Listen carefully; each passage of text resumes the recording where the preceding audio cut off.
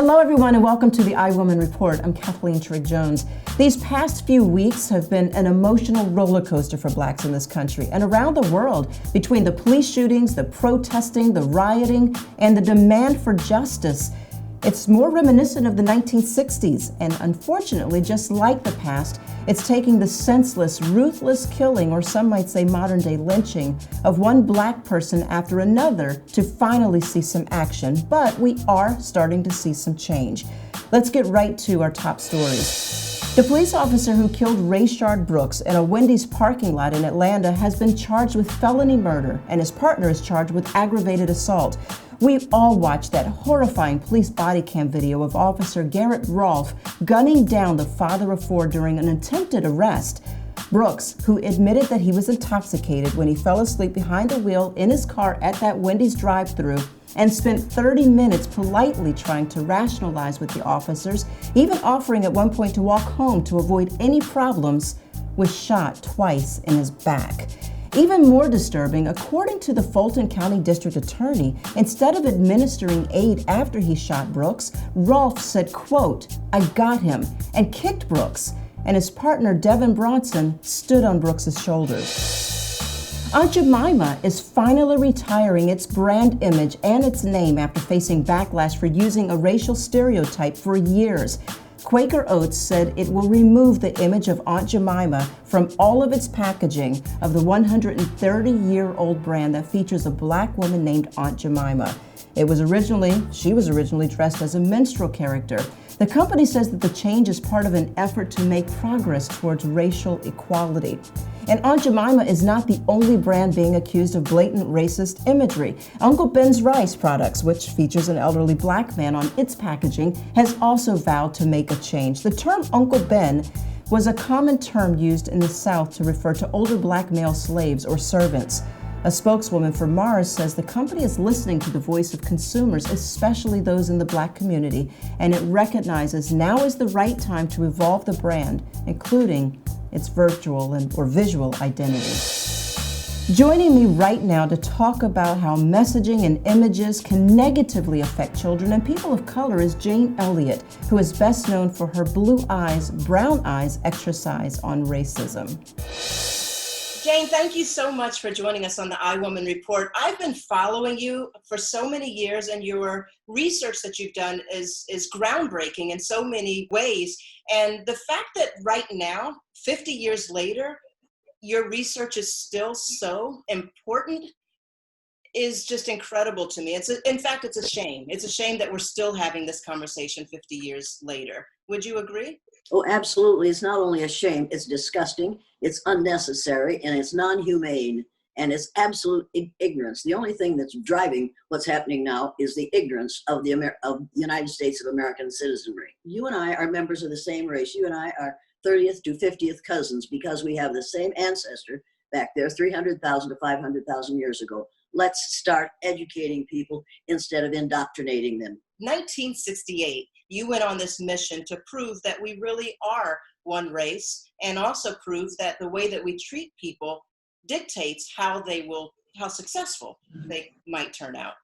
I decided that I would do what we do in this society. I would pick out a group of people on the basis of a physical characteristic over which they have absolutely no control, which at that time was eye color. I was going to treat my top people. I was going to decide what color eyes was right.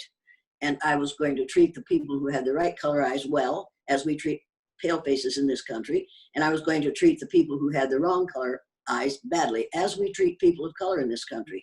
Yes, I literally did this in my classroom. And that people say, how could you do that? And the reason they say that and the reason they ask that with such incredulity is because they didn't realize that during the Hitler years, they separated people according to the color of their eyes. And if you had a good German name, but you had brown eyes, they thought you might be a Jewish person who was trying to pass, so they threw you into the gas chamber. It was absolutely astounding to watch what happens when you tell one group of kids that they're superior because of the color of their eyes, and then allow them to treat one another as we allow white people to treat people of other color groups. It was absolutely terrifying. Wow, and that's what I was going to ask you. What was the result? Oh, God. The result was that I found out that I'm a racist. Wow. I found out how I look to people of color. I found out that children who are raised in racist households can speak in a racist way without even thinking about what it is they're saying or what the effect might be. And my students found out how it felt to have people call them N-word lovers because they had me for a teacher. But on that first day, I had in my classroom a tall, blonde, blue-eyed, beautiful, brilliant little girl. She came in February, reading at the 6th grade level in 3rd grade. She had a steel-trap mind. She was absolutely brilliant until the day she had the wrong color eyes. And on that day, that child made mistakes in reading. She made mistakes in spelling. She forgot how to multiply, and she came in from recess crying. And I said, "What's going on here?" As she walked across the playground, 2 little brown-eyed Debbies and Cindy stepped up behind her, struck her across the back with her forearm. And when Carol turned around, Debbie said to her, "Now you have to apologize to me for getting in my way because I'm better than you are." That's what happened that first day. The second day, I expected the second day when I rehearsed the exercise so that blue-eyed people were going to be on the top. I expected the blue-eyed people to get even because the boys had said in the boys' restroom, "We're going to get even with them tomorrow." So on the day the blue-eyed people were on top, they were much less racist to the brown-eyed people than the brown-eyed people had been to them. The entire environment changed when the blue-eyed people got on the top. I said to those boys, "Why didn't you get even with the brown-eyed people? You said you were going to." And almost in a chorus, they said, "Because we found out how it feels to be treated that way. And we weren't going to make anybody feel the way we felt on the day we were on the bottom." I have one last question for you. How do we fix what's happening right now in the world? How do we fix our country? First thing we can do is register to vote and then vote in November and vote against what is happening in this country today.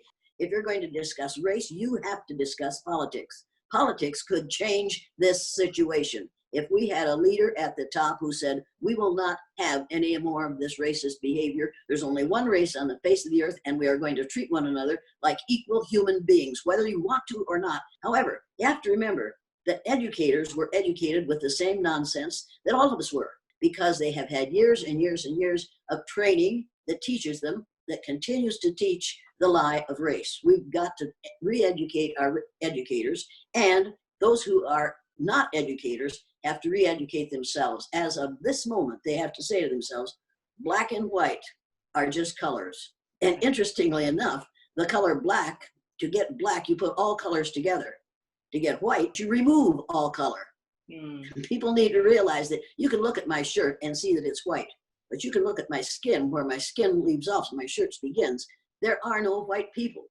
There are only people of shades of brown. We are all shades of brown, from very, very light to very, very dark. So let's get over this nonsense. Jane Elliott, thank you so very much for joining us on this iWoman Report. I can't get enough of you. Thank you. Thank you very much. Bye now. New York Governor Andrew Cuomo said change is about doing. So New York has become the second state behind Texas to declare June 19th, also known as Juneteenth, a state holiday. Juneteenth, also known as Freedom Day, Jubilee Day, Cell Liberation Day, or the Black 4th of July. If you really look closer, however, and not everyone is talking about this part of the history, but that date actually commemorates the day that last known slaves were freed in 1865. However, it was actually nearly 2 years earlier, with the signing of the Emancipation Proclamation in 1863, that President Abraham Lincoln actually declared all slaves were to be freed, which means at that time, Texas withheld that information, keeping its slaves enslaved for another 2 years, even though they were technically free, but were never told. Joining us for more on Juneteenth is Dr. Cassandra Newby Alexander, the Dean of the College of Liberal Arts and a history professor at Norfolk State University. Dr. Newby Alexander, thank you so much for taking time out for the iWoman Report today. Juneteenth is something that seems to be on everyone's mind right now, and it seems like it's a new discussion, but this is nothing new. No, Juneteenth is actually not at all new. We know that it started in Texas, and it was part of this ongoing struggle for freedom by African Americans. We know that even with the issuance of the Emancipation Proclamation on January 1st, 1863, most African Americans who were within the boundaries of the Confederacy learned about that proclamation even before it was issued. Those in Virginia knew about the preliminary Emancipation Proclamation that was issued on September 22nd, 1862, and actually planned commemorations. Norfolk had the largest, with 5,000 people actually parading the streets of Norfolk on the 1st of January. Juneteenth is a celebration of the end of slavery, but it actually is a date when slaves could have been freed long before they were actually freed, correct? It was several months from the end of the Civil War. Of course, we know that the 13th Amendment was passed in January of 1865. April of 1865 was the end of the Civil War, and not until June were these individuals made aware. So it was actually the latest date that people were officially informed that slavery had ended, that the Union Army or the American government had won the war, that the Confederacy was defeated. And what you really see in that is a cooperation between the government officials of the US government and the former Confederates to actually hold back this information or to hold back the implementation for perhaps a wide variety of reasons. And yet, African Americans, with their enduring spirit of perseverance, decided to take that and say, we are going to celebrate our independence, our freedom, and we will never forget. We will take this date and remember it and teach our children to remember that our freedom was fought. So lastly then, if that is in fact the case, that Juneteenth is really the celebration of a date that was actually a lie, or it was something that was meant to hold back slaves, should we call it a celebration, or should it be a moment of silence, should be a commemoration? Juneteenth represents the soul of America. It represents how, even with all the efforts, even with all the accomplishments, there is still a concerted effort on the part of lawmakers to stop people from being free and to somehow hinder the impact of even a war. What people would be celebrating is the enduring spirit and perseverance of African Americans. Unbelievable. And still we rise. Thank you so much, Dr. Newby Alexander. It's a pleasure talking with you, and I'm so glad that you're teaching this important history in Norfolk.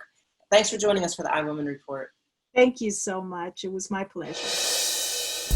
Now, President Trump originally planned to hold a rally on June 19th, the 155th anniversary of Juneteenth, but he eventually did change that to the next day. But this leads us to our iWoman Report question of the day. Should Juneteenth be recognized as a national federal holiday?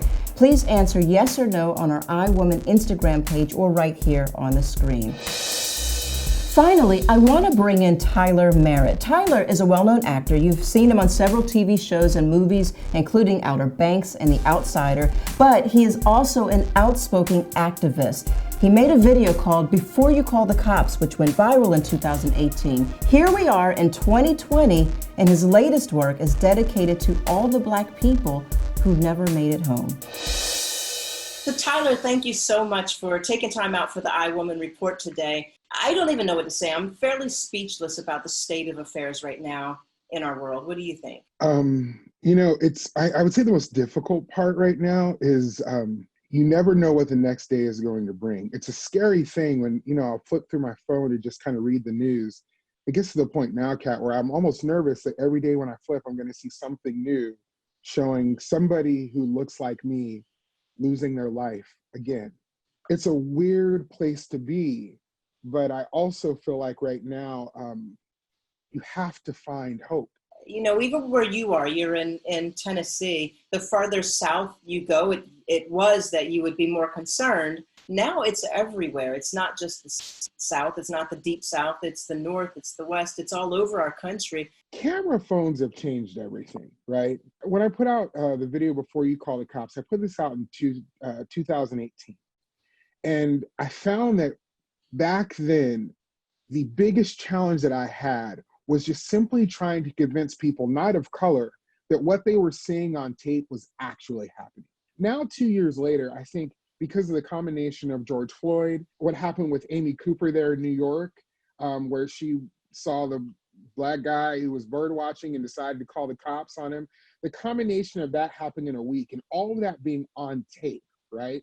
Especially if you're watching George Floyd, you about 10 seconds into the video, you find yourself going, okay, wait, this isn't good.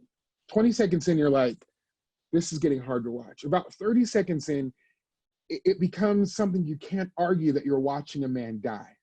This is all over the place, but now we're beginning to see it. Every day when I wake up as an African-American male, 6'2", in Nashville, Tennessee, or when I go home to Las Vegas, it doesn't matter what kind of accolades I have, Kat. You know what I'm saying? It doesn't matter what my resume looks like. It doesn't matter who may know me. It doesn't matter if I helped your kid in Sunday school. When I get into my car and I drive away, I'm a black man on the street. Tyler, what inspired you to create Before You Call the Cops? Forgive me if I get emotional. Almost every time I tell it, it does something to me. But I walk a lot here in Nashville, Tennessee. As I was walking to a bench that I go to, where I go and talk to my mom or just kind of chill and unwind, I had to cross a street. In front of me was this older white woman who was in her truck. She had her window down and she wasn't looking my direction. Now, when I'm out walking, I usually have a hoodie on, I have a bandana on to keep the sweat out of my eyes, my sunglasses and my Beats headphones. And I didn't want to frighten her for many reasons. One, I'm very aware of what I look like. So while I'm on the side of the street, before I crossed, I took down my hoodie, I took off my bandana, took off my glasses, put my headphones down around my neck. And as I crossed the street, she happens to turn, and I didn't end up startling her. She turned slowly, but she saw me, and it was like out of a cartoon. She dramatically began to lock her doors, roll up the windows, grab the hold of the steering wheel, and was looking at the green light like, please change, please change. And I stopped and I looked at her, Kat, and I typically wouldn't, but I stopped and I laughed. And it wasn't that I was laughing at her. I was laughing because I was thinking, if you knew, only you knew, everything I had to do to make myself smaller. I came home later that night and after a couple of more things in that day, decided to just put together a testament of who I was. That is an unbelievable story. And it's a story that happens so often that, as you're telling the story, I can fully 100% see you in this exact scenario because it has happened. It's happened to my husband. It's happened to my son. I have so many stories, story after story after story. The fact that you're a black male in America, you're a threat. I just think it's important that people not of color understand the fact that this isn't a moment for us to try to push people aside. This isn't a moment for us to try to say, you need to be in your white guilt and sorry. I'm screaming every single day of my life. I would rather trade your white guilt for bravery any day of the week. Can we get beyond this? Like, is laughter the way? Is it making ourselves okay with opening up the dialogue and sitting in a room together, white and black? I believe, Kat, at the basis of who we are, at the bottom, at the ground floor, all of us, we want to be loved. We want to be accepted. We want to be seen. I don't care who you are. You want to laugh. Right. You want rest. You want to know that you're loved, right? If that's the ground floor, then maybe I'll be able to begin to open up conversation with everybody, knowing that there is a place that we are equally starting. Do not take my laughter. Do not take my compassion. Do not take my desire for you to understand as weakness, or that I'm not angry, or that I'm not sad, or that I'm not afraid. Do not take those things as me bypassing all of the negativity. I'm just getting to a place where I truly believe if we're really going to constitute change, we have to start on this ground floor. Just because I'm making you laugh does not mean that when I walk out of this house, I'm just not another black man on the street. Tyler, thank you so much. Keep doing what you're doing. Keep making us laugh. Keep entertaining us, and keep fighting. We need you. Hey, thank you so much for having me on. And before I leave you, I want to leave you with my thought of the day. I want to share with you that what we have been looking at for the past few weeks is a revolution. The very definition of the word means a forcible overthrow of a government or a social order in favor of a new system. That is what's going on in cities and in streets across America, from coast to coast. around the world. You could also call it a rebellion or a revolt. But let's break down the word revolution. And within that word is evolution, which is the gradual development of something from a simple to a more complex form. In the past, blacks have been denied their rights. Some might say, look at how far society has come. But I say, look at how far society still has to go.